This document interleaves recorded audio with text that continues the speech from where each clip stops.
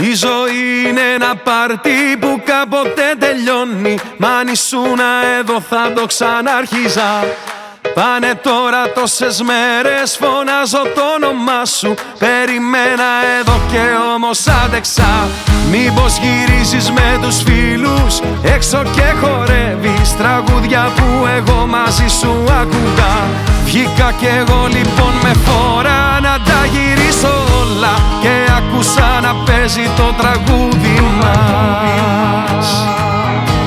Ξαφνικά πάλι εσύ στο μυαλό μου ξανά. Δεν μπορώ να ζω μακριά σου. Που να ψάξω να σε βρω, γιατί δεν είσαι εδώ. Το πάρτι αυτό αρχίζει ξαφνικά. Πάλι εσύ στο μυαλό μου ξανά. Δεν μπορώ να ζω μακριά σου. Που να ψάξω να σε βρω, αφού δεν είσαι εδώ. Το πάρτι αυτό θα έχει το όνομά σου. Κώστα, Κώστα, θα έχει το όνομά σου.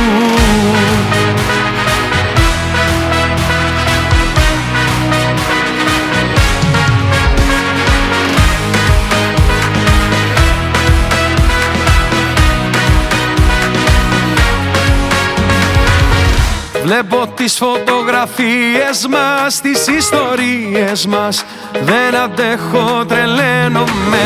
Θα πρέπει να είχα βγάλει κι άλλες αγκαλιές ατελείωτες.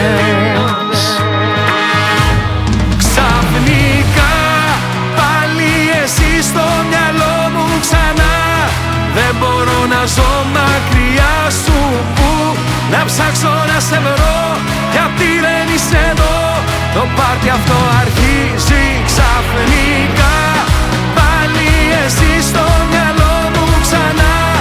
Δεν μπορώ να ζω μακριά σου. Που να ψάξω να σε βρω, αφού δεν είσαι εδώ. Το πάρτι αυτό θα έχει το όνομά σου. Κώστα, Κώστα, θα έχει το όνομά σου.